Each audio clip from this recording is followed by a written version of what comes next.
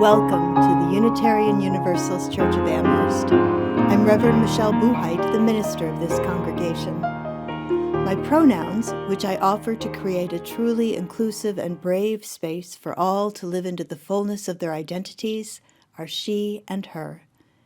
We are so glad to have you in this service, whether that's in our building or online.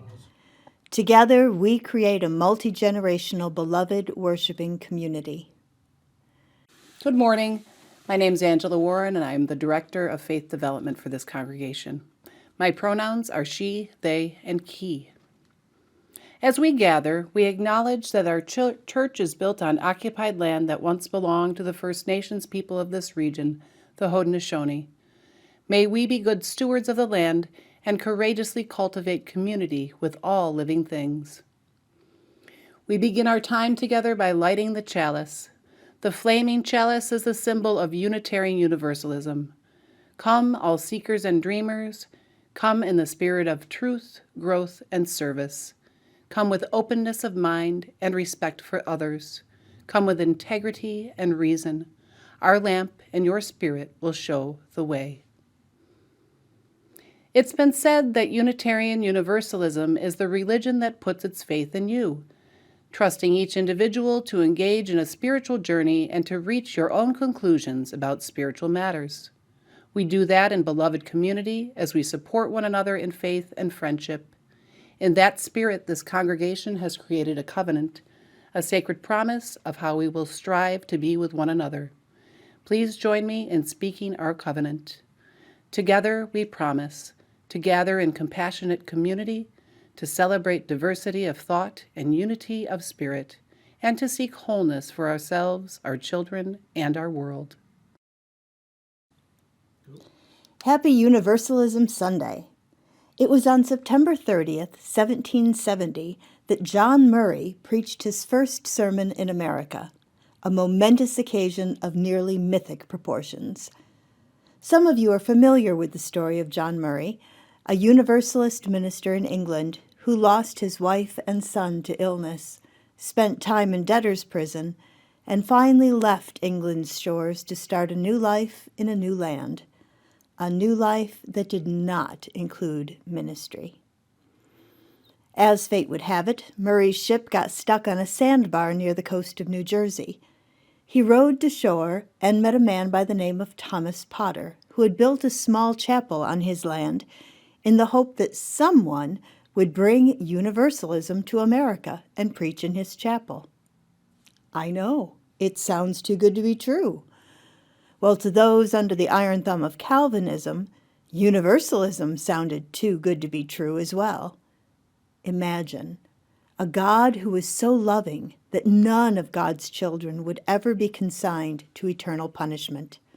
Salvation had been accomplished for all of creation for all time. As the story goes, John Murray declined Thomas Potter's offer to preach in his little chapel, but Potter was persistent, and Murray finally agreed that if the wind did not change in the next 3 days to allow his ship to land, he would preach. The wind did not change. John Murray preached in the little chapel at what is now known as Murray's Grove, New Jersey, and Universalism quickly took root in America. It's such a satisfying story, and so much better that it's actually true. John Murray went on to preach and to meet and marry Judith Sargent, who became quite a force of Universalism in her own right. But that is a sermon for another day. Unitarianism had come to America via the Puritans in the early to mid-1600s, joined by Universalism in 1770. A little less than 200 years later, these two liberal Christian denominations joined to create something new, a faith based in reason, love, and service, Unitarian Universalism. From the early 1800s to the beginning of the 20th century, both faith traditions were undergoing monumental shifts. You might even call them crises of faith. The Unitarians, who had always had an issue with the claim that Jesus was more than human, indeed the Son of God, attracted people who found the authoritarianism of orthodoxy to be too confining. The Universalists also rejected orthodoxy's hellfire and brimstone, with some notable preachers like Hosea Ballou engaging in debates and proof texting, finding scriptural support for their claims that God was loving and good, and that if Jesus died to atone for humanity's shortcomings, he had accomplished it for everyone, for all time. Everyone was already saved. Each of the traditions that make up our faith family had reached a point where authoritarianism and black and white thinking stopped working for them. Both traditions embraced biblical scholarship to support their divergence. This is important to remember as we plunge into an exploration of faith and doubt and the ways we can progress into greater belonging, meaning, and purpose. As we prepare to talk about some big theological ideas, let's begin at the very beginning with a very important question. What is God? This story is called What is God? By Etan Boritzer, illustrated by Robbie Martantz. To the children of the world, what is God? You are asking a very, very big question. Children, grown-ups, and old people, everyone wants to know, what is God? People who live in forests and mountains, people who live in deserts and cities, on farms, everyone wants to know, what is God? Maybe we can't really talk about God because maybe we can't see God, or maybe we can't hear God, or even taste or smell or touch God. Maybe we can only feel God like we feel love, or like we can feel happy or sad. Maybe God is what you feel when you stand on a very high mountain and see a big, beautiful view all around you. Or maybe God is what you feel when you hear beautiful music, sometimes soft and sometimes loud. Or maybe God is what you feel when you see 1,000,000 stars at night and you feel very small looking up at them. Maybe we can feel God when there is loud thunder or bright lightning outside our windows. Long ago, people thought the sun was God, like a very strong and great light that shines through and around everything. But now we know that the sun is just one star, and really just one small star in a big universe filled with millions of stars. A universe is everything. A universe is everything you can see when you look up at the stars at night. Some people think that God is an old man with a long white beard who sits up in the clouds and looks down on us all the time. They think that this God knows everything we do or say or even think. And when some people talk about this God, they look up at the clouds towards him. Sometimes this God is a nice old man, but sometimes this God is an angry old man, and some people think that if we are not good, this God will be angry with us. Next time you fly in an airplane, look out at the window at the clouds, but you won't see that God there, because no one has even seen that God. Maybe God is an eternal mystery. Eternal means forever and ever, and a mystery is like a big puzzle with lots of pieces you have to fit together.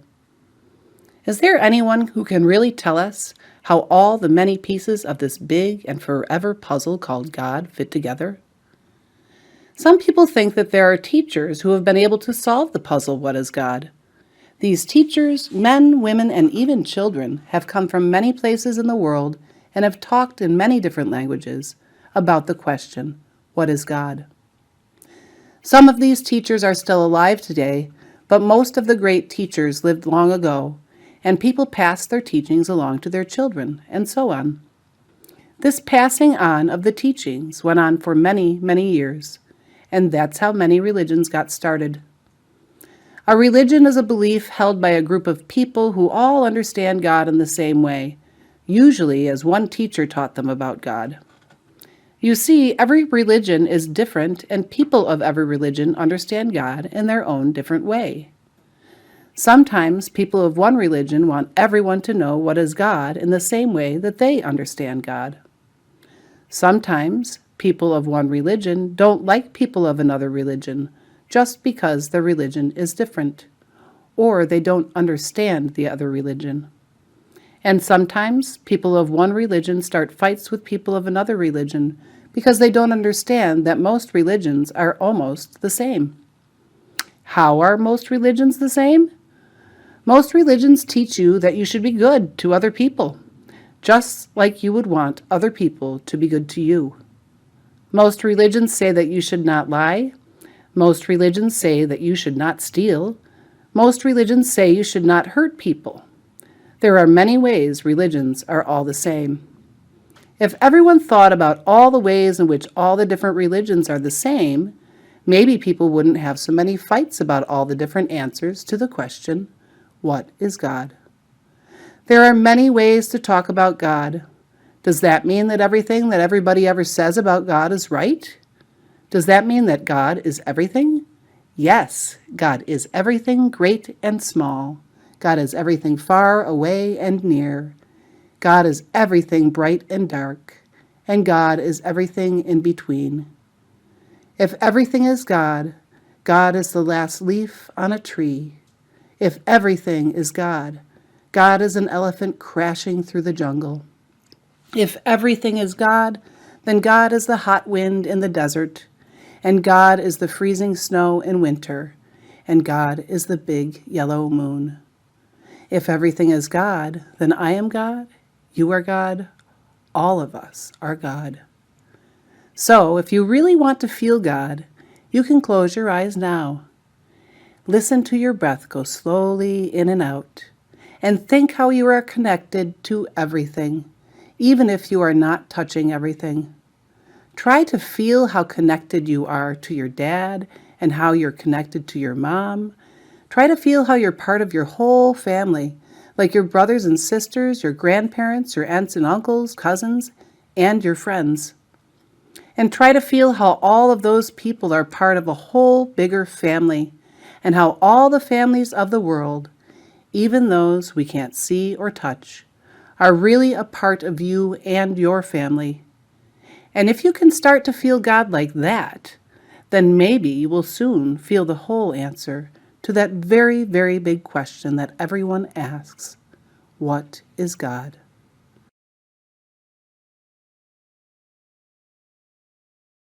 What is God? Such a fundamental question, and one that if there are 50 people in the room, we'll get at least 60 answers, crisscrossing and tumbling over one another. For many of us, the question itself is a roadblock. So I more often ask, what is of ultimate importance to us? I've been asked the question, and perhaps it is at the tip of your tongue today, why do we have to use the word God to describe what is of ultimate importance? When I say God, it doesn't mean the same thing as my neighbor or family member. Isn't that unnecessarily confusing? Such a good question. It comes from a place of integrity and a desire to be specific with our language and to be understood. My answer continues to be that if we wish to be part of a larger dialogue, we need to find common language. We may have to spend some time defining what we mean, but that is more useful than starting from scratch. It's okay that we mean different things when we say God. It's an opportunity for conversation. Today, I invite you to relax into the ambiguity of the language of God. We're going to be traversing the twisty road of faith and doubt. Perhaps our notions of God can be the lanterns we hold to shed light on the journey. Let's prepare our hearts and minds with a time of quiet reflection, listening for that still small voice, however you name that. Spirit of community, in which we share and find strength and common purpose, we turn our minds and hearts toward one another, seeking to bring into our circle of concern all who need our love and support. those who are ill, those who are in pain either in body or in spirit, those who are lonely or grieving, those who have been wronged. We are part of a web of life that makes us one with all humanity, one with all the universe. We are grateful for the miracle of consciousness that we share, the consciousness that gives us the power to remember, to love, to care. Amen. A Ashe, 1, 2, 3, and 2, blessed 2, be. 3.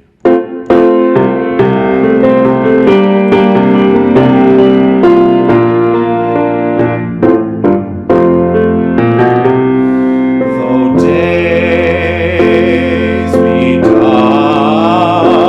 with storms and burdens weigh my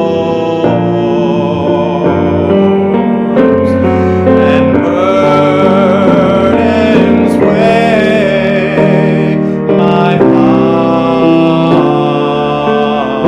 though troubles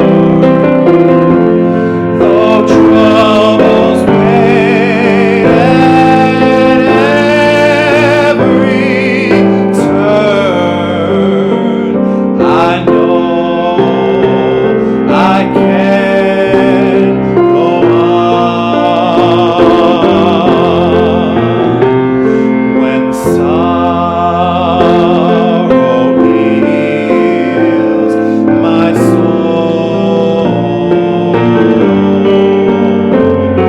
and burdens make me strong.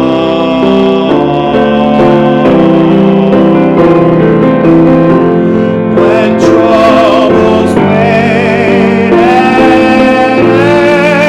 every turn, I know I can go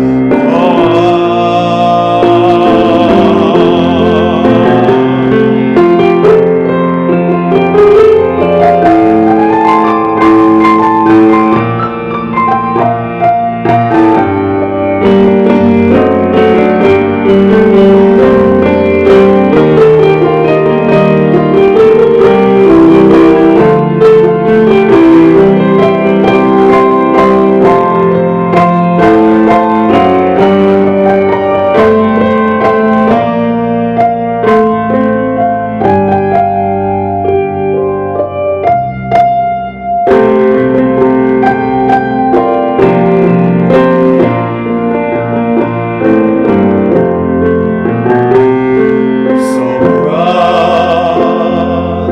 take my hand, and sisters, sing my song.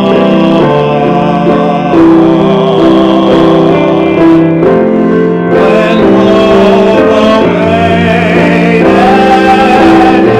at every turn,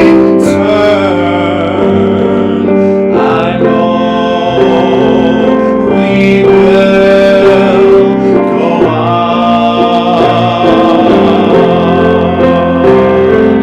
I know we will go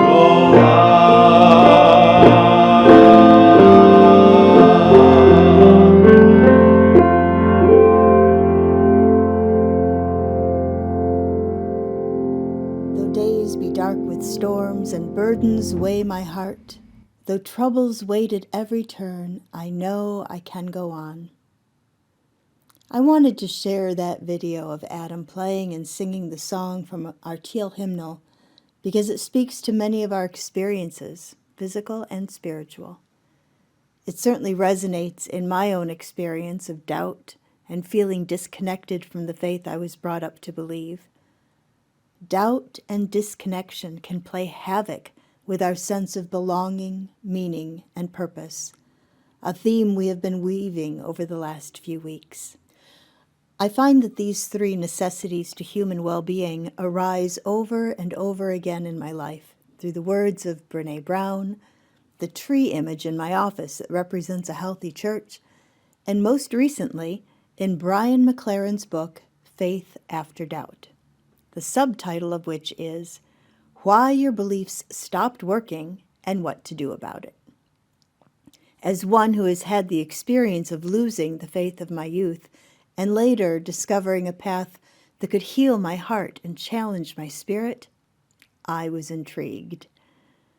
McLaren defines 4 distinct stages or phases of faith.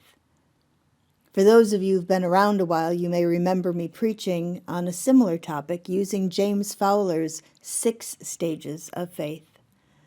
McLaren's work leans on Fowler's, and what makes it especially relevant and noteworthy is what he asserts happens between those stages. Where Fowler's stages seem to be based on ascension, moving up from one stage to the next, McLaren's hypothesis is based in descent, a descent into doubt and discomfort that urges us to seek something more authentic to who we are in the moment. I will state right from the beginning that I do not agree with everything McLaren offers, and there were whole chapters when I was shouting at him as I listened to the audiobook. But I think there is some real wisdom to be gleaned that can be of particular interest to Unitarian Universalists and the future of our faith. And now let me try to condense 220 pages plus appendices into the next few minutes. Like McLaren, I will use a Christian context for our discussion, but these stages work in all religious traditions because they are based in human experience and development. Remember what I said a little earlier about the Unitarians and Universalists? Each of the traditions that make up our faith family had reached a point where authoritarianism and black and white thinking stopped working for them. Both traditions embraced biblical scholarship to support their divergence.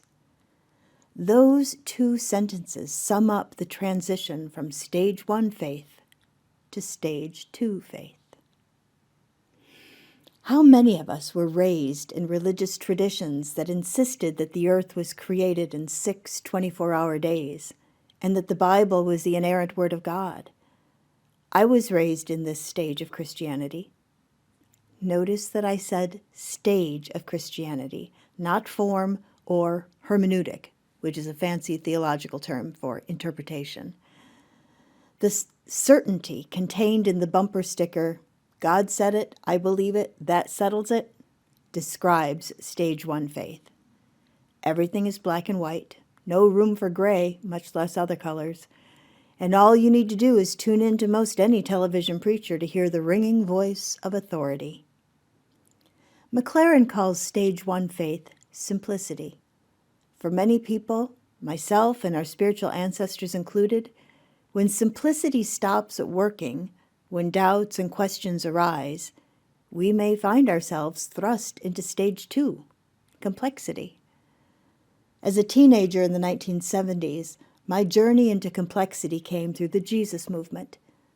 When the simplicity box became too confining, I leapt into the experience of complexity with ecstatic singing, biblical scholarship, especially the end times, and even attempting speaking in tongues, which, by the way, did not work for me. And all of that deep Bible study, music ministry, and devouring books that promised things like the 4 easy ways to discover your spiritual gifts rooted me firmly in complexity. I sometimes describe those years as my Sunday school scholar days, quoting chapter and verse and being a leader in the youth group. Then I went to a stage 1 Christian college, and everything broke. I couldn't wedge myself back into the authoritarian simplicity box, and I discovered that all of the frantic activity of stage 2 complexity no longer had roots. In our story today, we asked the important question, what is God? I had always thought of God as loving Father, but that was not the God I found at the college. That God was mean, terrifying, and just waiting for me to mess up. And just like that, I was in stage 3, perplexity. I wonder if my story so far has resonated with your experience. Mine was in an evangelical Christian context, but it could have been anything, even atheism. The stages of faith are based in human experience and development. Stage 1, simplicity, is highly dualistic. I'm right, you're wrong. God said it, I believe it, that settles it. Stage 2, complexity, is spiritual busywork. That brings us to stage 3, perplexity. Let me share with you a bit of what McLaren says about stage 3. He writes, "Here's my hunch. More liberals and progressives have reached stage 3, and as they have come to doubt authority figures and institutions, they have come to see how arguments based on purity, loyalty, authority, and liberty are often marshaled against justice and compassion. Perplexity, even though it is deconstructive, is not destructive. Even though it questions and challenges conventional moral thinking, it is not immoral. It is a constructive stage of descent on the way toward love. Stage 3 dissenters, by questioning and challenging beliefs, norms, authority figures, and systems that are harming people, help everyone, including those in stages 1 and 2 who don't approve of their dissent." Does that sound familiar? It sounds like Unitarian Universalists to me. Consider our fourth principle, to affirm and promote a free and responsible search for truth and meaning. And our first source, we draw on direct experience of transcending mystery and wonder. We tend to be independent thinkers. We're pretty proud of our perplexity. I continue with McLaren's commentary. If stage 3 dissenters keep descending through perplexity, they will face a moment of crisis, a moment of reckoning, a moment of decision. Will their stage 3 superpower of critical thinking become their Midas touch, a gift that undoes them? Will they use their X-ray vision to see through everything and determine that there is nothing of value left to see? Will they be sucked into a vortex of meaninglessness and despair? Or will the seeing through of skeptical doubt lead them to the seeing into of mystical or contemplative insight, so that they see through and beyond simplicity, complexity, and perplexity to a deeper narrative, a more mysterious coherence, a revolutionary harmony that embraces and integrates all it includes? Stage 3 perplexity is our superpower, and like any superpower, it can be used for good or it can be our undoing. We can get stuck in questioning and refuse to see potential answers. I love our fourth principle, affirming and promoting a free and responsible search for truth and meaning. But I would add that we are allowed to let that search actually find something. I don't think it is possible to remain in a perpetual search cycle. I think we just get comfy in our contrariness and stop looking. So now that I've puffed you up with the gifts of perplexity and then popped your balloon, let's explore stage 4, which McLaren calls harmony. He writes, "Harmony has been described as a second naivete, a second simplicity or innocence, where instead of seeing through everything, we see into everything, and at the core we find not meaninglessness and banality, but profound, inexpressible belovedness and beauty."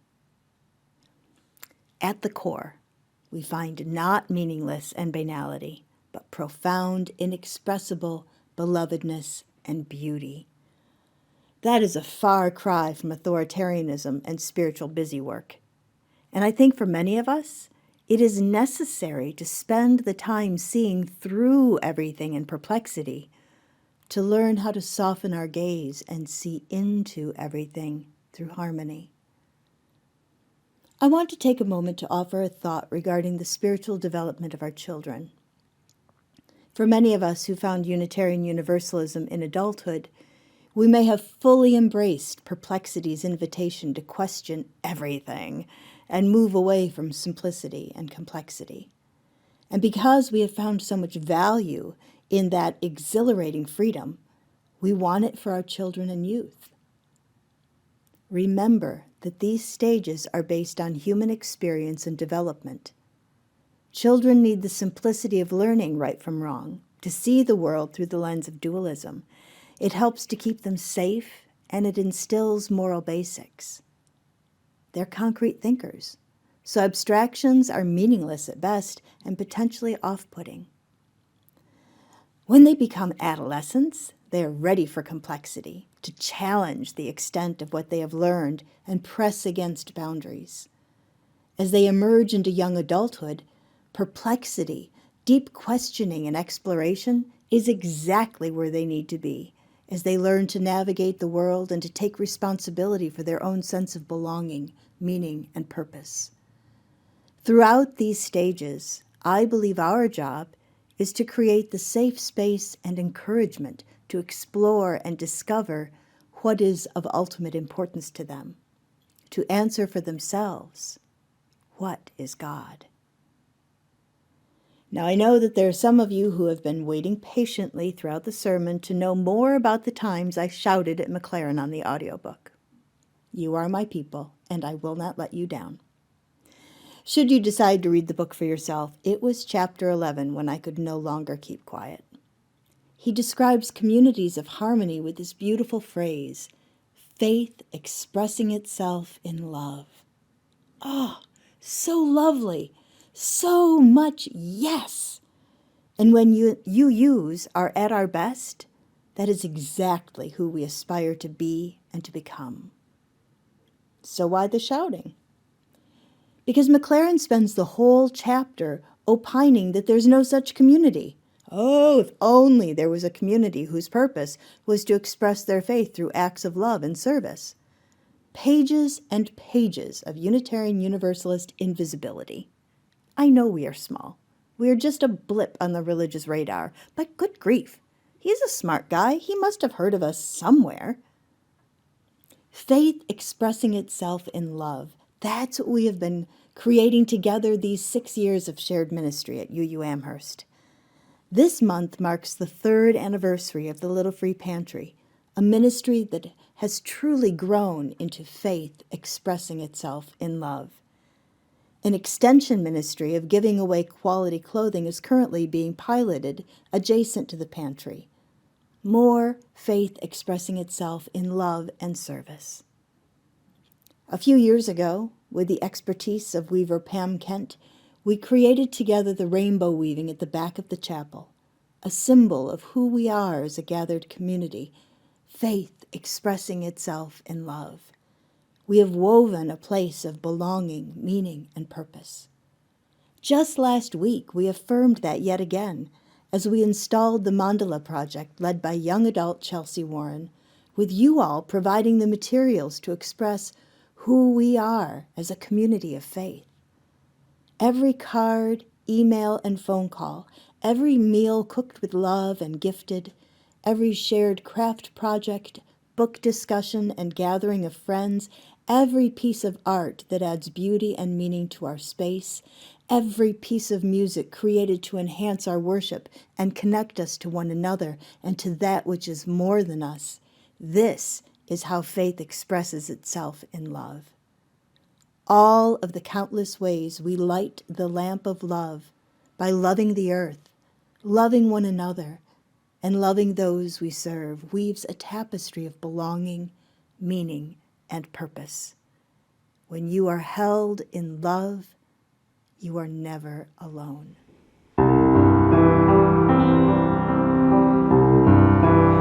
When you walk through a storm, keep your chin on high, and don't be afraid of the dark.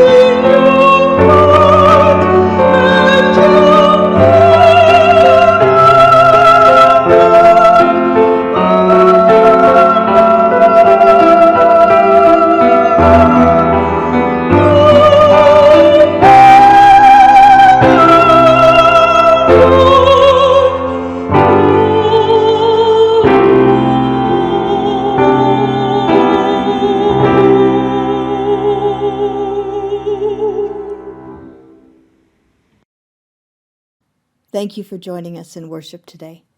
I hope you have been inspired and uplifted by sharing this time together. You can support the work and mission of this congregation by going to our website, uuamherst.org, and clicking on the giving link. Together we affirm, freely have we received of gifts that minister to our needs of body and spirit. Gladly we bring to our church and its wide concerns a portion of this bounty. Thank you in advance for your generosity. We extinguish our chalice with these familiar words. We extinguish this flame, but not the light of truth, the warmth of community, or the fire of commitment. These we carry in our hearts until we are together again. A benediction is a blessing, a way to close the sacred space we have shared and to transition to our regular lives, knowing we are deeply connected even when apart. These parting words have been attributed to John Murray, the father of American Universalism. Go out into the highways and byways. Give the people something of your new vision. You may possess a small light, but uncover it. Let it shine. Use it in order to bring more light and understanding to the hearts and minds of men and women. Give them not hell, but hope and courage. Preach the kindness and everlasting love of God.